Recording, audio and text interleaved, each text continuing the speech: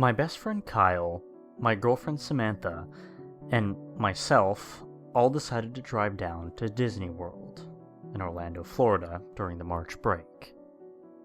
We were all pretty excited to relive our childhood once more before our last high school year got tough, and then we all split and went to college. It was a long drive, but well worth it when we pulled into the spacious parking lot early Monday morning.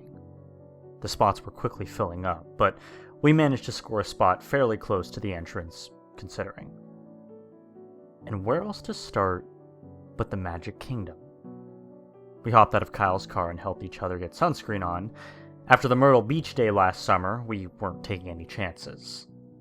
We gathered our things up, made sure that we had our wallets and sunglasses, and cameras too. I noted the concerning black cloud off to the east, despite the weather report of 100% sunshine with a clear blue sky. Nonetheless, we made our way toward the entrance, and I was surprised at how many children weren't smiling with anticipation for the day. Instead, I looked around at sorrow expressions on every single kid I saw. Once we got past the entrance, I was even more shocked. Some kids refusing to go on rides while their parents tried to coax them to have fun. The Mickey-shaped balloons flying away from the children refusing to hold them, and just staring mundanely at the sky. I looked at Samantha with a concerned expression, but then shrugged and suggested that we grab a bite. We'd been in the car since early morning. We found ourselves at Casey's Corner on Main Street, USA, getting hot dogs and a large fries to share. More and more children, though, seemingly uninterested in anything going on around them, all looking sad, passed us by. I was growing increasingly uneasy and confused. I tried to shake off the feeling as I finished my hot dog and started getting into the excited Disney World mode that we should have all rightfully been in. I took my girlfriend's hand. "And where to, madam? Ladies first." And without a doubt, she chose the Town Square Exposition Hall. She was highly into photography and was so eager to check the place out. Me and Kyle followed as she led the way, map in hand. Samantha handed me her things as we walked inside so that she could explore freely. I said nothing and searched for a place to place my load of things. I saw a separate room, empty, with no exhibits inside. I decided that I could set things down in there, as no one would go in there due to the emptiness. When I walked inside, though, I noticed a very lanky old man sitting on a chair in the corner. I set down my things, and then I saw the man had no eyes, just sunken-in eyelids. I thought to myself, well, he's old. Probably lost him in a war or something. I cleared my throat. Excuse me, sir? If you're gonna be here, could you watch our stuff? I coughed awkwardly, remembering that the man had no eyes, and I piped up again. I won't be long, sir. Is it alright if we leave these things here? The man said nothing for what seemed like hours, then suddenly coughed, and I jumped. The man cleared his throat. Come on, then. I'll make sure no one steals your stuff. I shrugged and walked back to find Samantha. She was staring at old stills from some Disney animation that I hadn't heard of. Hey there, I said, smiling. She looked at me. Where's our stuff? I brushed my hand through my hair. It's just in the other room. It's safe. She eyed me for a few seconds, seemingly worried, but she went back to studying various things in the building.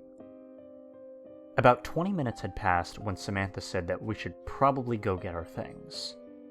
I told her to wait with Kyle, and I returned to the room. Her stuff was gone, and so was the man. Hello? I I said loudly, wondering if maybe he had to check something and brought our stuff with him just in case. But I got no response but the slight screams of children. I just believed that it was akin to the fact that we were at Disney World and people were on rides, but it sounded like it was quiet and close, not loud and far. The lights suddenly switched off and the door slammed shut behind me. I jumped in surprise and let out a little yelp. Very funny! This isn't the Tower of Terror, you know. I just realized that the screaming had ceased, and I was in complete solitude. But that only lasted a few moments, for I heard scampering above me, as if large rats were in the ceiling. Hello? Hello? I said once more, walking backwards, feeling for the door. When I felt the doorknob, I firmly grasped it and tried to turn it, but it wouldn't budge. I pulled out my cell phone. No signal. I turned it around to use it as a light, and a faint glow cast across the room, illuminating the empty room with its tacky wallpaper. Illuminating all but one corner. I tilted it up and looked at the ceiling. The tiles were bending out of shape, as if the upstairs room had sprung a leak, and the space above the tiles were filling with water. Only they grew a few shades darker and redder. But they didn't appear to be red. I was growing frantic, still grasping the doorknob, twisting it in different directions for dear life.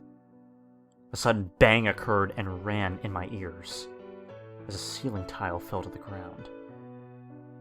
I looked back up, and a small arm hung limply out of the hole. It was blackened and dripping blood. I started banging at the door with my foot, too afraid to look away, much less turn around. But something else fell from the hole. Our stuff. It was covered in blood. I didn't move a muscle, and I'm glad I didn't, because more and more things kept falling out. They were limply children. Dozens of charred, bloody, and disfigured children, falling into one heap in the center of the room. The stench of blood filled my nose, and then my phone's backlight turned off. I fumbled to turn it back on again, starting to cry. When the light flooded the room again, all of the children's heads were turned towards me, staring at me with their blank, mundane expressions. I screamed and did not stop screaming for probably half a minute, when out of the corner came a shadowy figure. Tall and lanky. As he stepped toward me, he grew a bit taller. It was the old man from before. He opened his eyelids, revealing the empty sockets. I collapsed to the ground, pleading for life. Please don't kill me. He won't kill you, the children said in unison, making me jump again. He's a nice man. He only wants to make you happy. Let him make you happy. He made us happy. We were lost, and our mummies and daddies didn't come for us, so we stayed here at the Lost and Found, and he made us happy.